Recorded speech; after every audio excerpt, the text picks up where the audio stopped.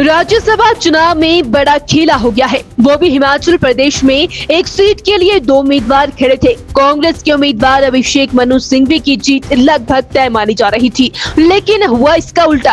Cross voting हो गई और बीजेपी के हर्ष महाजन चुनाव जीत गए। राज्यसभा चुनाव में कांग्रेस की मिली हार के बाद भारतीय जनता पार्टी में खुशी की लहर दौड़ पड़ी है। आज सोलन मॉल रोड पर भाजपा कार्यकर्ताओं ने राज्यसभा चुनाव में मिली जीत का जश्न मनाया और मिठाइयां बांटी। तो वहीं सरकार विरोधी नारों में भी आज मॉल रोड गूंज उठा। राज्यसभा में मिली इस जीत के बाद भारतीय जनता पार्टी कार्यकर्ताओं में भी खासा उत्साह देखने को मिल रहा है और लोकसभा चुनाव के लिए वह आश्वस्त हो चुके हैं कि भाजपा की ही सरकार बनेगी। बंधुओं को जो राम का नहीं वो किसी काम का नहीं, ये इस बात से साबित होता है कि प्रभु राम की मंशा के तहत 34-34 का आंकड़ा हुआ और फिर एक पर्ची से जो है वो भाग्य जो है वो निश्चित हुआ।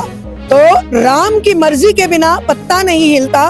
तो यही कहा जा सकता है कि आने वाले समय में भारतीय जनता पार्टी का भविष्य सुनहरा है और आने वाले समय में भारतीय जनता पार्टी दोबारा से समाज में अपने आप को स्थापित करेगी। और जो स्थितियां आप सब देख रहे हैं उसमें भारतीय जनता पार्टी का कहीं हाथ नहीं। सुक्खू सरकार ने अपने ही लोगों को प्रताड़ित किया। सुक्खू सरकार ने अपने ही लोगों की बात को नहीं सुना, यहाँ तक कि अपनी प्रदेश अध्यक्षा माननीय प्रतिभा सिंह जी की बात को भी नहीं सुना। तो ये तो अंत होना ही था। और मैं अपनी पूरी टीम के साथ, सोलन की टीम के साथ हर्ष महाजन जी को बधाई देती हूँ, जगत प्रकाश नड्डा जी को, अमित शाह जी को और राजीव बिंदल जी को और माननीय जयराम जी को कि उनके अथक प्रयास से ये सफलता भारतीय जनता पार्टी को मिली है और उनके तहत हम 400 पार की जो घोषणा की है उसको प्राप्त करने में सफल होंगे और लोकसभा चुनावों में चारों सीटों पे भारतीय जनता पार्टी का उम्मीदवार विजयी होगा। और फिर हम समाज में आकर, जैसे अभी भी हम समाज में खड़े हैं, समाज के साथ चल रहे हैं, उसी तरीके से समाज में अपने कदमों को मजबूती प्रदान करते हुए लोगों की सेवा सहायता करें। क्या भाजपा सरकार बना सकती है या अभी भी बहुमत का आंकड़ा नहीं मिल पाया? देखिए, ये विषय जो है इसमें मेरे को टिप्पणी करने का कोई अधिकार नहीं है, क्योंकि जो भी होगा वो आपके समक्ष दोपहर तक आ जाएगा और आपको पता लग जाएगा कि सरकार किसकी बन रही है।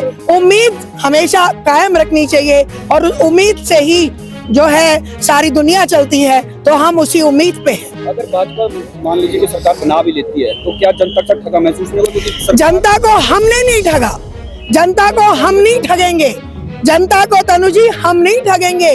जनता को कांग्रेस ने ठगा। 1500 रुपए का लालच दिया, गोबर उठाने का लालच दिया, युवाओं को नौकरी देने का लालच दिया।